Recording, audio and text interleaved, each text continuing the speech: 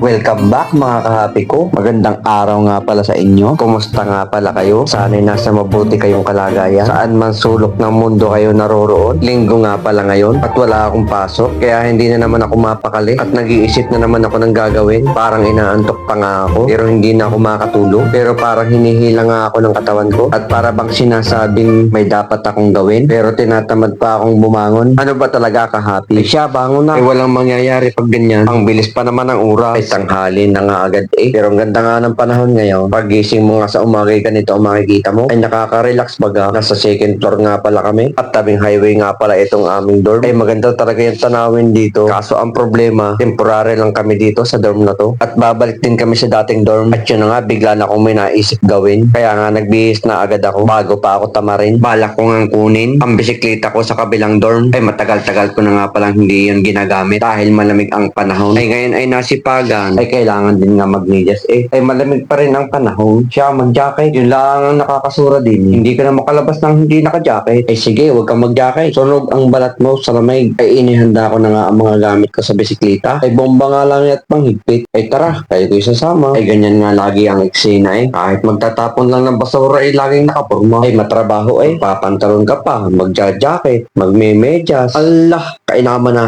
Ay tagal ka ng summer. Ayan nga't paglabas ko ay maaraw. May araw nga, negative 3 naman. Ang lamig ng hangin ay parang yelo ay nga palang nakikita nyo ay puro dorm yan. Ang maganda dito ay may mga parking ang mga sasakyan. Ang problema ay bike lang ang sasakyan ng kahapi nyo. Ay tara na nga sa parkingan ng mga bike. Ay isa nga ito sa parkingan ng mga bisikleta dito Ay napakaraming ang bisikleta dito. Ay marami nga dito ay wala nang may-ari. Ay yung ibang umalis nga dito ay iniiwanan na lang. Pero mga nakapadlock pa rin. Pero syempre, hindi pa rin basta-basta pwedeng kunin. Ay baka biglang makabalik ang may-ari Kagaya nga ng isang ito, flat na ang gulong. Ang ganda pa naman. Napakaraming ang ganyan dito Ang mahal kasi ng vulcanized ng gulong, pag naplatan ka ay 15,000 Para ka lang bumili uli ng second hand na bike. Kaso ang Pilipino magaling magkalikaw. Ay syempre, may remedyo tayo dyan. Ay may nabibili namang pantapal sa online. Ay pag ibang lahi ay di ganyan nga, iiwanan na lang yan. Ay hindi nga ako nakatiis sa lamig Nagdubli ako ng jacket, kahirap din Ako bagay namamantal sa lamig.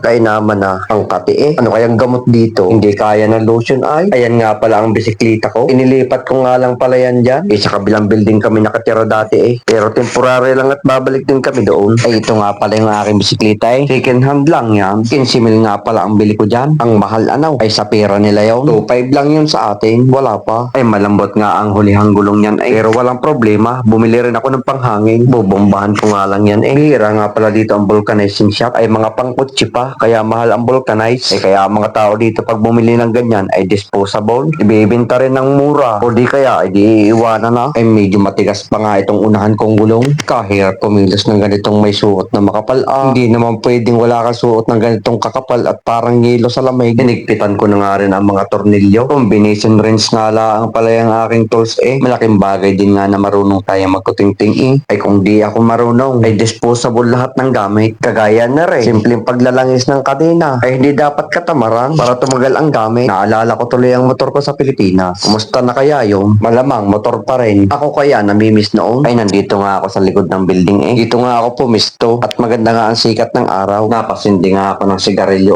Ay hindi maiwasan. Bihira lang naman niya. Hindi rin naman ako nagsisigarilyo sa kumpanya. Wala nakakainip din naman minsan. Lalo na sa mga katulad kong OFW. Ay ang hirap din ng malayo Pero okay lang din nga yun. Basta para sa pamilya. Sabi nga, stay positive lang tayo. Mag-focus lang tayo kung saan tayo naroon ngayon. Ay di simple wag din natin kalimutan magpasalamat sa taas. Ay siya, be happy. Baka mamaya ay kayo mapaiyak sa kwento ko. Sabihin mo na naman ay nagdadrama na naman ako. Ay hindi naman. Makwento lang talaga ako. Ay matesting na nga itong bisikleta ko. Abay okay na. Smooth na ulit. Ay balak ko nga gamitin yan mamaya May bibilhin nga pala ako sa grocery. Ay pagkatapos ko nga mag-maintenance ay pinunasan ko na rin. Ay di ayos na rin. Kahit paano may nagawa tayo ngayong araw na to. Ay malapit na nga palang matapos ang kontrata ko. Ay iiwanan ko na lang itong bisikleta na to. O kaya naman ay ibibinta. Ay di mura. Sulit na rin naman. May isang taon na to Pudpud na nga ang mga gulong. Pag wala nga kumuha, di isa na rin nga ito sa mga abandonadong bisikleta dito. Ay kung nakaabot ka nga sa video na ito, kahapi ko. Ay maraming salamat sa panonood mo sa simple kong video. Sa simple kong kwento. Dahil simpleng tao lang din naman ang kahapi nyo. At sana naman, baka naman, palike at share naman. Pakipalo na rin. At tuloy-tuloy pa rin ako